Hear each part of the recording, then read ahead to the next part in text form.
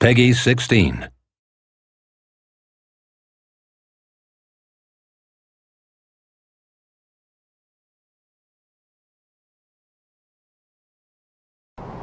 Amongst all the ideas we have for DLC, exploring more of Pigsy's character, finding out a little bit more about him, where he came from, the sorts of things that he does, was just too tantalising. We had to go for it. So Enslaved DLC focuses on a tertiary character called Pigsy. Pigsy is a fascinating character because he's not a typical hero.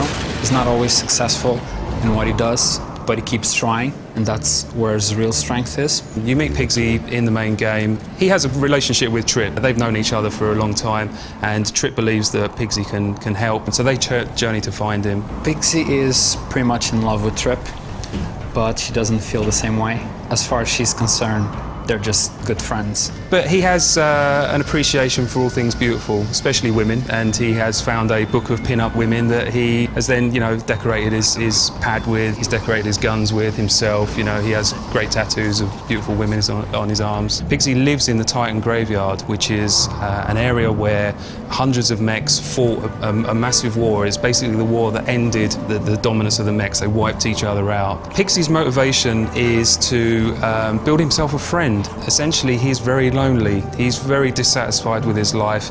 He feels that it's the same monotony day after day after day, and he really needs someone to share this with. He goes off to find all the parts he needs to build a robot friend, someone he affectionately calls Perfect 10. There's a full set of mechanics that we had to create to suit Pigsy. This looks like a good spot. Like, say, his hookshot. He can swing across the environment and grapple to different points around in the environment, and move a lot faster and higher than Monkey ever did.